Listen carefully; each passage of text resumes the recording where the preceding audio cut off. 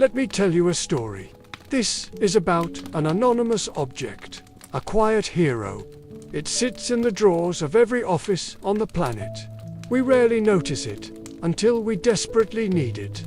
I'm talking, of course, about the paperclip. To understand its elegance, we must return to a time when office life was pure chaos.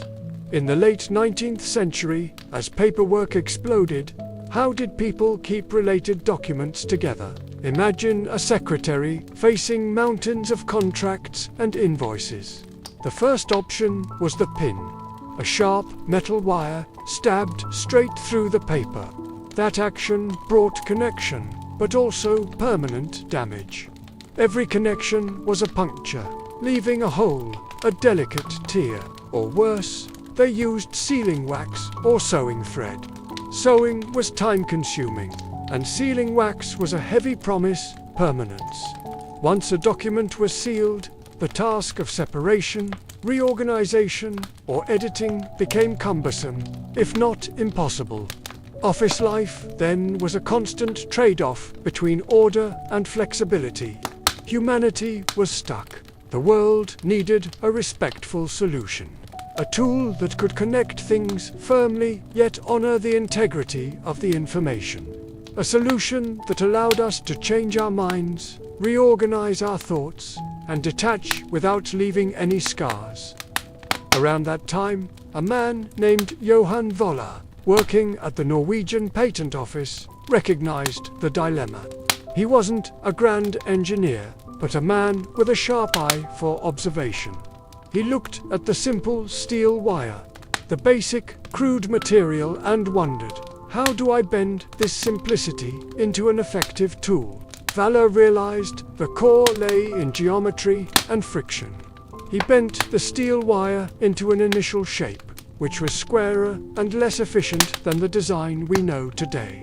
His design focused on creating angles and curves so that when paper was inserted, the metal's tension would hold it in place. In 1899, he received a patent in Germany, as Norway did not have its own patent law at the time. But here is the irony. The paperclip we use today, the perfect double oval shape, the gem clip, was not invented by Voller. It was a subtle refinement by a British company, an anonymous design that conquered the market. The difference between the two designs was minimal, but the impact was monumental.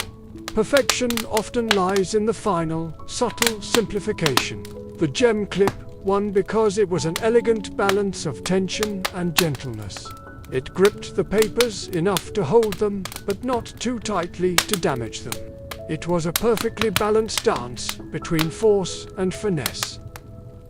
As the paperclip became ubiquitous, it quietly orchestrated an office revolution.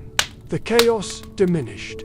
The speed of information processing increased. Businesses could easily categorize, edit contracts, and dispatch them faster. The paperclip became a lever for the knowledge economy, but its most profound role was not on the desk. It was on the lapel. During the 1940s, Norway was occupied by Nazi Germany. Norwegian citizens were forbidden to wear any symbols showing patriotism or loyalty to the royal family. In that despair, the paperclip was chosen as a silent symbol of resistance. Norwegians began wearing the paperclipper, Norwegian Invention Voller's concept, on their coats. It represented unity and binding together against the occupier. The tiny, most ordinary office supply became a courageous badge. An seemingly harmless act carried a potent message. We are bound together, and we will not break. The paperclip was elevated from an office supply into a cultural icon of resilience and unwavering patriotism. When we look at the paperclip, we cannot help but compare it to its formidable adversary, the staple. The staple offers permanence, maximum security. It is like an unchangeable commitment, a relationship nailed down forever.